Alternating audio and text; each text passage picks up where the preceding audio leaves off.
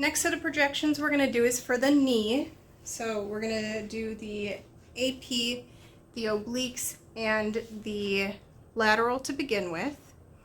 So first things first, now that you guys are working tabletop and you haven't in a minute, I just wanted to take the opportunity to just show, whenever I get someone on my tabletop, the first thing that I like to do is make sure that my tube and my bucky mechanism are aligned. I like to get my patient pretty well centered on the table, and then bring my tube to about the center of the table and get my bucky also aligned with the table. So pulling that tube out, making sure that these two things are aligned to one another.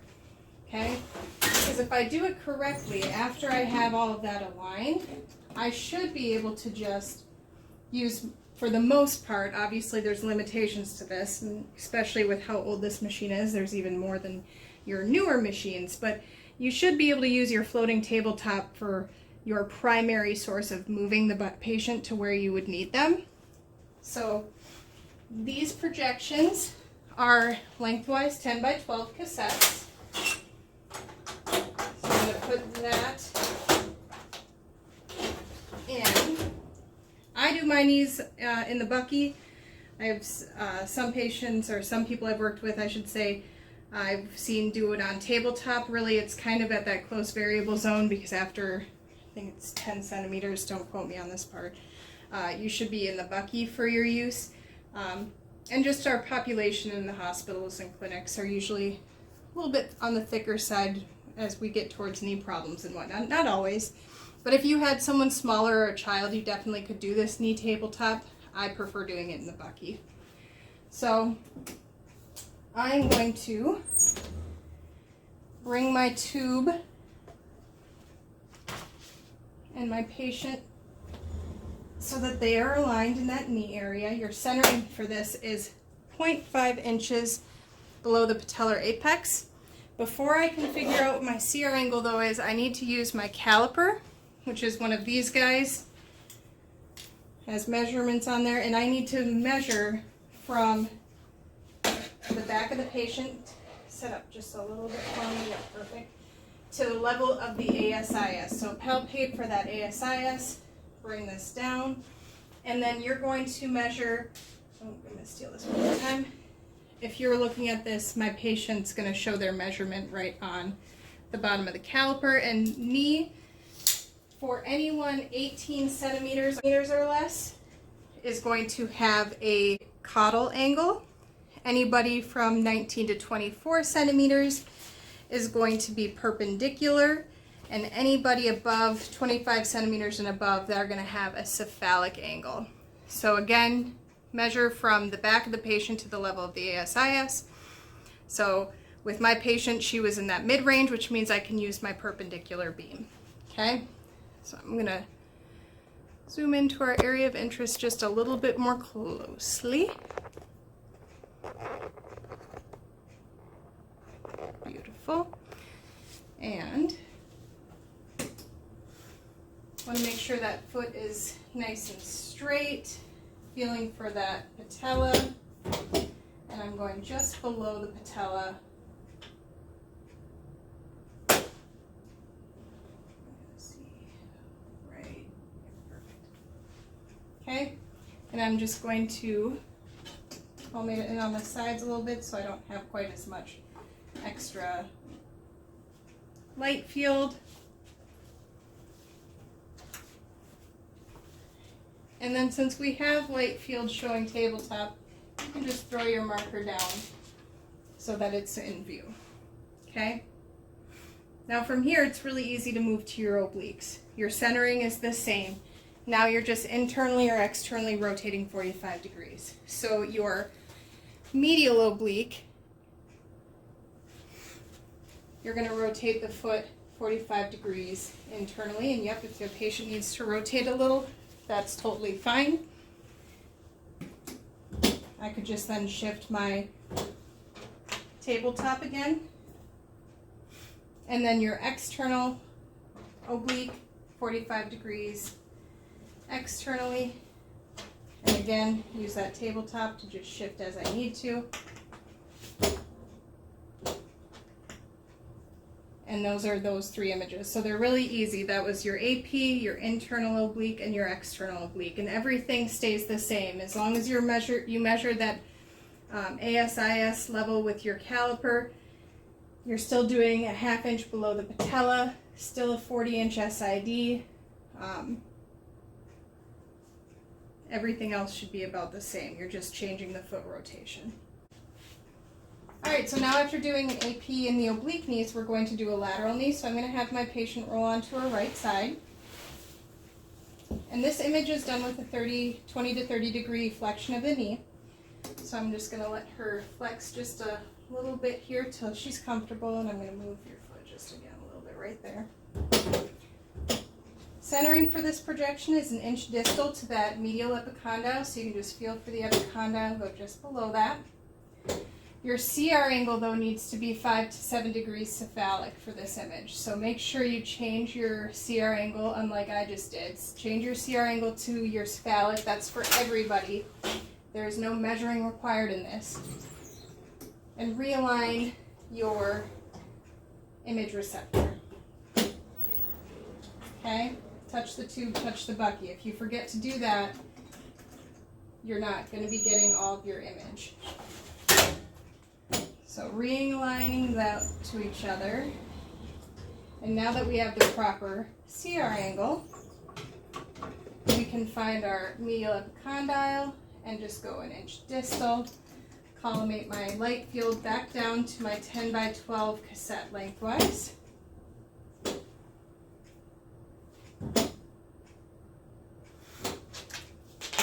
Put my right marker on there. The other thing to be really careful about with this, like right now my patient's in pretty good true lateral, but feel for that lateral and medial side, both of them, to make sure they're parallel to one another. Lateral knees that are done correctly are one of the most beautiful x-rays in my opinion, but you have to be careful because wherever their hips are rocking is going to change where their knee is placed. So right now we're pretty good, but if I had my patient rotate forward where her hip was farther forward, see that kneecap goes down, that's going to be like it's an internal rotation. Oppositely, if I have my patient go back, that's going to bring the knee up as though it's an external rotation. So you really just want to make sure that that patient's in true lateral and is everything positioned where the epicondyles are parallel to one another, not having one sit anterior to the other, and you're in good shape. So again, just in summation, 10 by 12 cassette, lengthwise. Centering is 1 inch distal to the medial epicondyle, 5 to 7 degrees cephalic angle, knee flexion at 20 to 30 degrees, and that should get you in a good spot. So the next knee projection that I'm going to show you how to do is the Coventry method for the intercondylar fossa. So just like I have my patient here, they're going to be laying on their stomach. I have a trash can. Hopefully you guys have something better than that, but we need something to bring that foot up to rest on so that the space between your image receptor area and the tib fib is 40 degrees. Okay?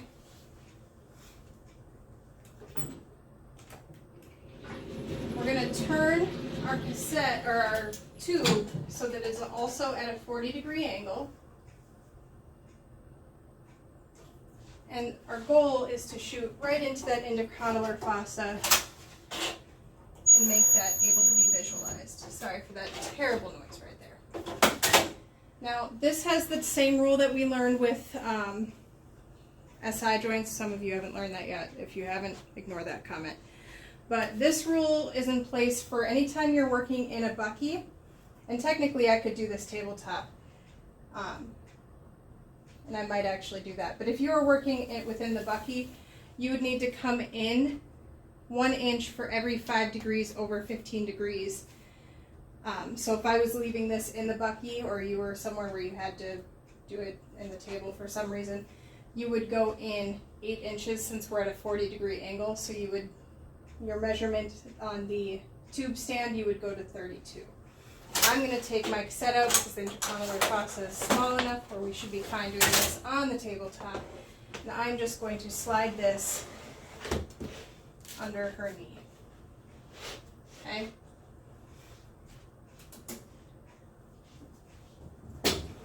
So for this projection, you're just shooting basically at that intercondylar fossa. It is just the crease or the bend of that leg. And collimate down pretty small on this because you only care about that intercondylar fossa. We're not trying to get all of the other anatomy surrounding it, just that little piece. Okay, I'm going to measure because I feel long, and I am. So I'm 46. If you're in my lab, this works on this machine, but if you're long like I am, go down and in to get to your new centering. And then remeasure. I'm still about 1.5 inches too long, so down and in again. 40 inches. Okay? And then take your marker, and put it within that white space. So we have a 40-degree angle entering that intercondylar fossa just below the crease of the knee. You should have approximately a 40-degree angle between the tabletop and the bend of the tib fib, so your foot would be resting on hopefully something better than, or a garbage can. Yeah, 10 by 12 set lengthwise. It's really not much to it, but you guys should definitely practice this one because it's not super easy first time around.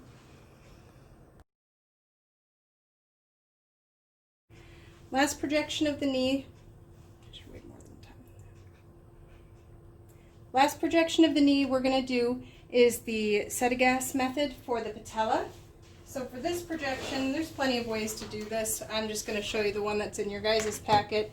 Again, if you're my student, you're going to know what I'm talking about. If you just showed up here on this channel, they have packets. I'm sorry I don't have one for you. So, Setagas method, I'm going to have my patient scoot towards the end of the table. And what I want you to do is I want you to kind of just get this foot out of the way. Just dangle it, throw it wherever. And then you're going to take your foot, you're going to bend your knee up, just like that. So this can be really challenging for people who have limited mobility or limited muscles in their abs, I can tell you that too. Just know there are many ways to do this projection. This is just the one that our school is teaching, so definitely look in your Merrill's or other materials to see different ways we can do this patella image, but this one's pretty common. So I'm going to have my patient hold the image receptor against the knee. So one thing to think about this is we're trying to see the joint space between the top of the tib, fib, and femur and the patella. So there's a space, that's why they call it sunrises, there's this little space between the patella, who rests naturally, and then there's like a little valley from the other bones. So as a reminder, to open joint spaces, you need to have your central ray parallel to the joint space and perpendicular to the image receptor. So you're going to put a angle that would be perpendicular to the patella and joint space to open that up. So you have to turn your tube to be slightly cephalic.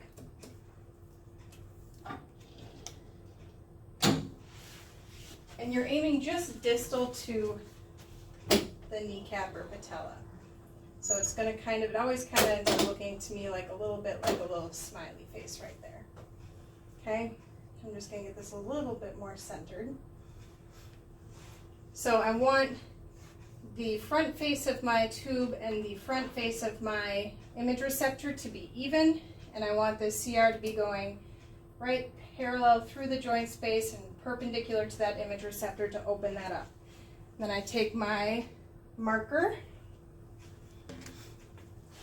and throw it in the corner here, and that would be how you would do your sunrise. You still want the 40-inch SID, which I didn't pay attention to, so yep, I am short, and that's fine. Then I can just adjust that and fix it after the fact by moving her back. That's what that beautiful tabletop is beneficial for. And and get that, again, get that marker on there. But that is how you would do your Satagast method for the patella. Again, many ways to do this image, but this is just the one that you guys are learning right